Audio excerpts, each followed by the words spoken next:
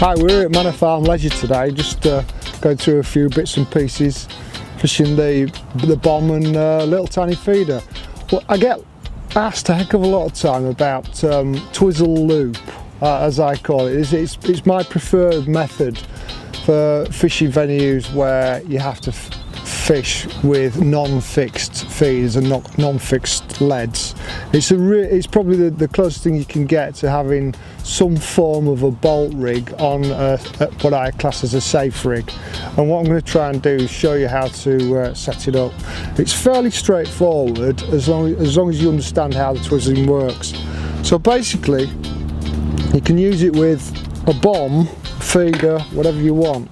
You start with your main line, and then what I do is I'll put an American snap, with or without a diamond eye, it's fine, not a problem. Put that up the line, like that.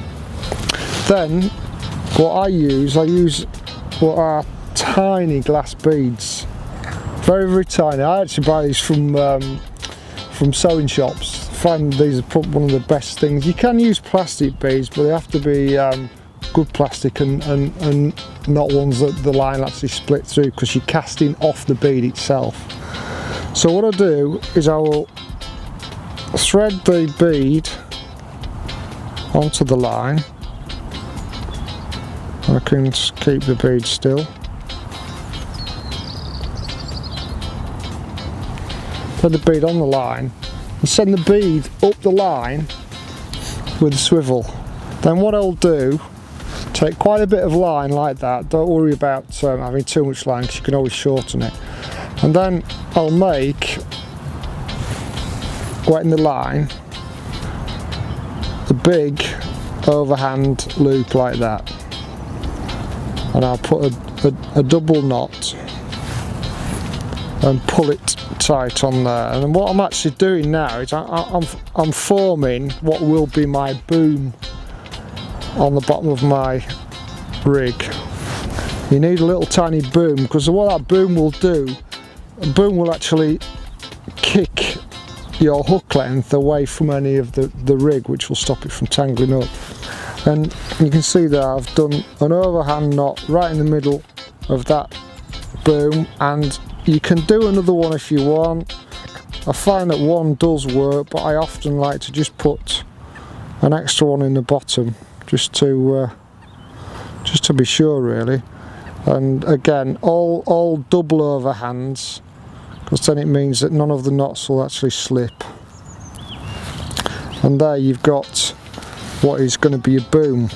Now what you've got to do now, you've got to take the black bead, leave the swivel up, and I've got a sinking stop there, which just helps stop everything in place up the line. Take the bead down and you push it right to the boom. And what I'm going to do, I'm going to create and twizzle the line, and I want that bead to trap in the twizzled line there.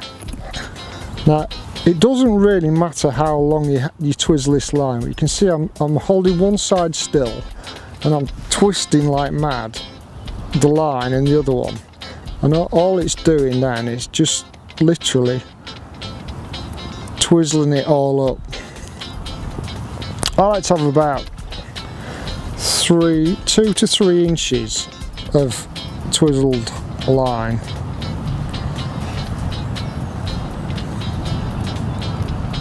And then all you do simply that is do one overhand knot. Now it's important you don't do a double overhand knot, because the one overhand knot is what's going to create that small boom. And there you go. I'll do, just trim that off nice and close.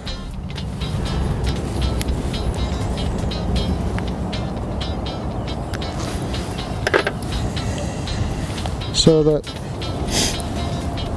your swivel comes down, and your swivel now runs on a little tiny boom. And you see there, look, it actually stops the swivel in place. So when a fish pulls, there's just that tiniest bit of resistance, it bolts, and then it's on a free running rig. which to me is absolutely perfect. And you know, you can use this rig perfectly with the feeder. You know, if you need to extend that twizzle part, it's not a problem. Just make it longer, twizzle more of the line. If you want to bring that down and create, if you're allowed at the fishery, you can actually create a bolt rig on that twizzle loop, which works really well. You can't do it on a lot of fisheries because that'll be breaking the rules, but you know, to me this is the best way, and I've got a lot of fish on the rivers doing this, a lot of fish on commercials doing this, fishing little tiny feeders for skimmers. It's absolutely fantastic because these skimmers don't feel resistance, but they do put themselves on that little bit of a knot there. And the other thing, it's really good for fishing a bomb and bread, bomb and corn, bomb and pellet, any time of year. Give it a go, it's a really good method, and it's caught me a lot of fish.